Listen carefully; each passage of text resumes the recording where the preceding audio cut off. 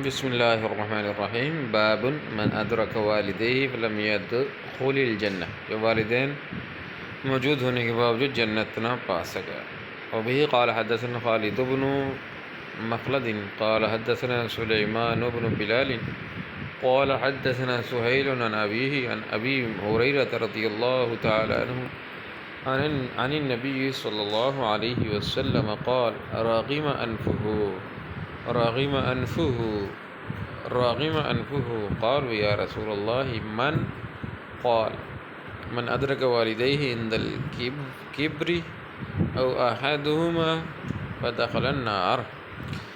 سیدنا ابو ہریرہ رضی اللہ تعالیٰ عنہ بیان کرتے ہیں، ایک مرتبہ نبی کریم صلی اللہ علیہ وسلم نے فرمایا، اس کی ناک خاک آلود ہو، اس کی ناک خاک آلود ہو، اس کی ناک خاک آلود ہو، یعنی ذلیل و خوار ہو۔ صحابہ کرام رضی اللہ عنہم نے عرض کیا، اے اللہ کے رسول، کون ہے وہ شخص؟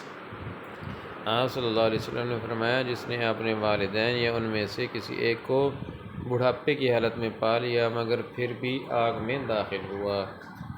باب من بر والدہ زاد اللہ فی عمرہ، جو اپنے والد سے حسن سلوک کرے گا اللہ تعالیٰ اس کی عمر میں اضافہ فرمائے گا۔